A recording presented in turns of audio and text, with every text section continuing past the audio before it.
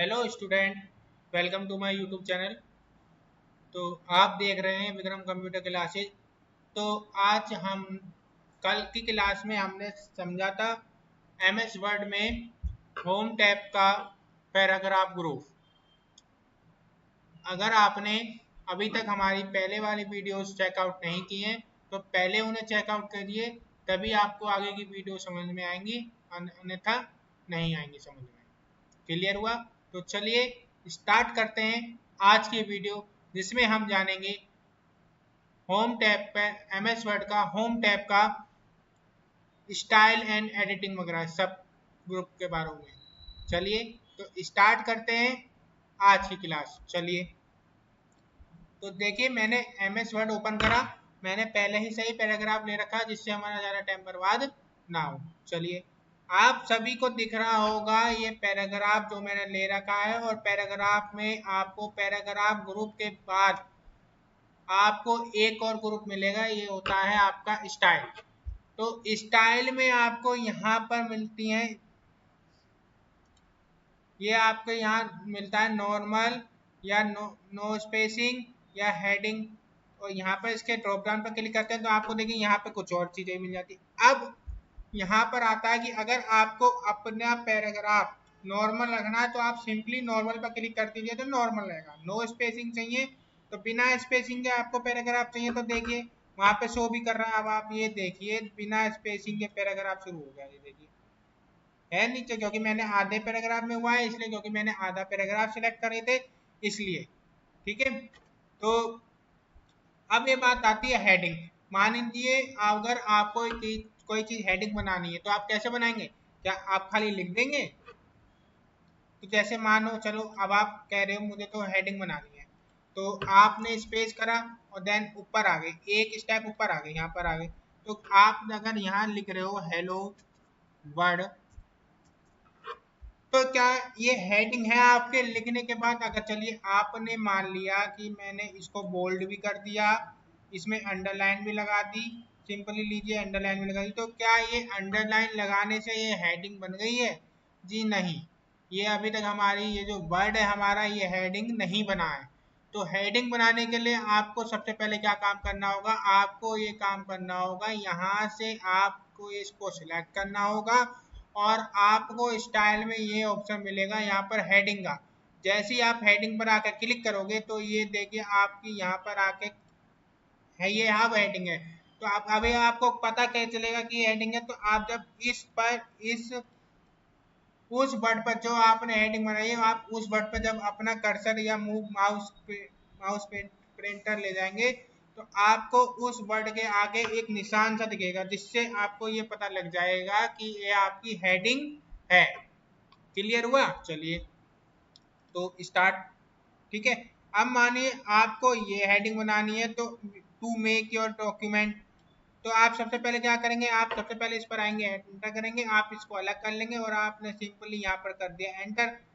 आप देखिए अब आप यहाँ पर चेक करिए हेडिंग आ रहा है, अब यहाँ आ रहा है हेडिंग टू। अगर आपको हेडिंग टू बनानी है तो आप यहाँ सिंपली आके यहाँ क्लिक करेंगे, तो अब ये देखिए अब ये आपकी हेडिंग टू होगी, आ रहा है वही निशान। ठीक है, मानिए सपोज अगर आपको थीम्स एंड स्टाइल आपको क्या करना है, हेडिंग बनानी है, तो हेडिंग थ्री बनानी है। अब आप यहाँ पर देखिए, यहाँ पर देखेंगे सिलेक्ट करा, यहाँ पर स्टाइल में आएंगे, ऊपर देखेंगे हेडिंग थ्री आ रहा है, यानी हेडिंग्स आपकी आगे बढ़ती रहेंगी जैसे जैसे अगर आपको हेडिंग बनानी है। क्लियर हुआ? तो देखिए अब मैं हेडिंग थ्री पर क्लिक करता हूँ तो ये भी आपकी हेडिंग बन गई, यानी अब मेरी अभी तक अब हम तीन हेडिंग्स बना चुके हैं। क्लियर हुआ? तो चलिए अब देखिए यहाँ से सिंपली और भी डिजाइन मिलते हैं, जैसे आपको कुछ टाइटल, देखिए अब हेडिंग फोर भी आ गया, क्योंकि मैंने हेडिंग थ्री यूज कर लिया इसलिए हेडिंग फोर भी आ गया है। अब यहाँ पर टाइटल, अगर आपको कोई टाइटल, इसको टाइटल रखना है तो आप इसको सिलेक्ट कर सकते हैं, यहाँ पर टाइटल, ये आपकी फिर हेडिंग नहीं होगी, ये आपका टाइटल होगा। अब देखिए ये तो थीम्स एंड स्टाइल था, मैंने लिया था, ये हेडिंग नहीं है, अभी मेरे क्या है, ये मेरा टाइटल है। अब यहाँ इसके नीचे मुझे सब टाइटल लेना है, ये सब टाइटल कुछ लेना तो मैं वो भी ले सकता हूँ। ये आपको यहाँ स्टाइल मिलता है। ठीक है, अब इसके नीचे ये तीन ऑप्शन आते हैं, क्लियर हुए? मतलब ये क्लियर, ये है आपके क्रिएट, अगर आपको अपना स्टाइल क्रिएट करना है खुद से, या क्लियर फॉर्मेटिंग करनी है, इसमें से फॉर्मेटिंग हटा दी लो मैंने वर्ड में से अपने टाइटल में से, या ठीक है। अप्लाई स्टाइल करना है तो आप यहाँ से नॉर्मली स्टाइल नेम दीजिए, कौन सा रखना है, रिप्लेस करना है या कौन कैसे करना है वो आप यहाँ पर दे सकते हैं। क्लियर हुआ? चलिए फिर इसी में आपको मिलता है फाइंड। ये फाइंड क्या है कि किसी भी वर्ड के बारे में आपको अगर ढूंढना है, समझना है तो आप इसका यूज कर सकते हैं। इसकी शॉर्टकट की होती है कंट्रोल F। आपको क्या चाहिए? रिजल्ट चाहिए, हेडिंग पर आएंगे तो हेडिंग मिलेगी, नहीं पेजेस चाहिए तो पेजेस। अब आप यहाँ सर्च कीजिए, मुझे क्या चाहिए? 2। मैंने वहां 2 लिखा तो देखिए यहाँ आपको प्रीव्यू में भी दिखा रहा है कि 2 इन पैराग्राफ में 2 कहाँ लिखा है, वो 2 जो है हमारे क्या हो गए? हाईलाइट हो गए।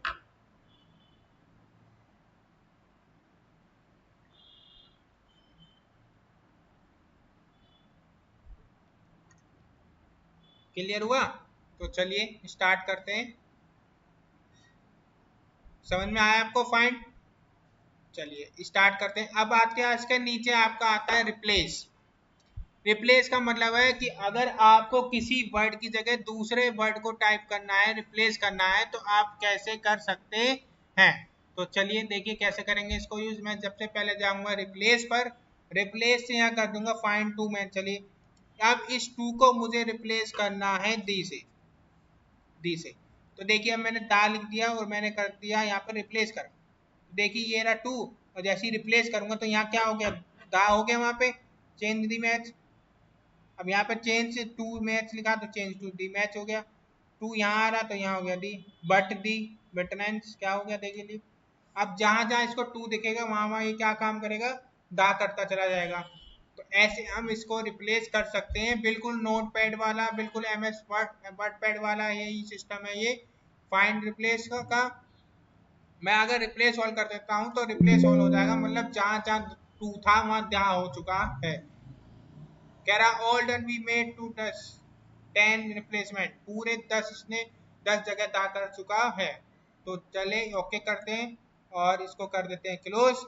अब बात आती है इसको सिलेक्ट करने का मतलब होता है कि अगर आपको अपना पूरा डाटा सिलेक्ट करना है तो जैसे मैंने सिलेक्ट करा, सिलेक्ट ऑल कर रहा है, यस। अब सिलेक्ट ऑब्जेक्ट करा, गलत, सिलेक्ट मैंने कर दिया पूरा डाटा।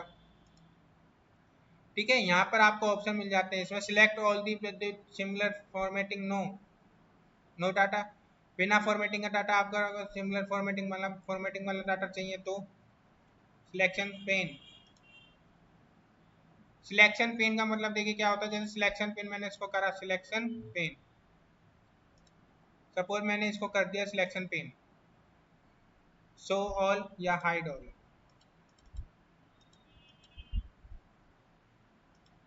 ठीक है, यहाँ पर आप दिखा सकते हैं सिलेक्शन पेन में। सपोज ये मैंने कहा, इसको मैंने कर दिया सिलेक्शन एंड सिलेक्शन पेन। ठीक है, क्लियर हुई ये चीजें? तो आज की क्लास हमारी यहीं समाप्त होती है। तो आज हमारा MS वर्ड में होम टैब पूरा हुआ है, होम टैब्स के ग्रुप पूरे हुए।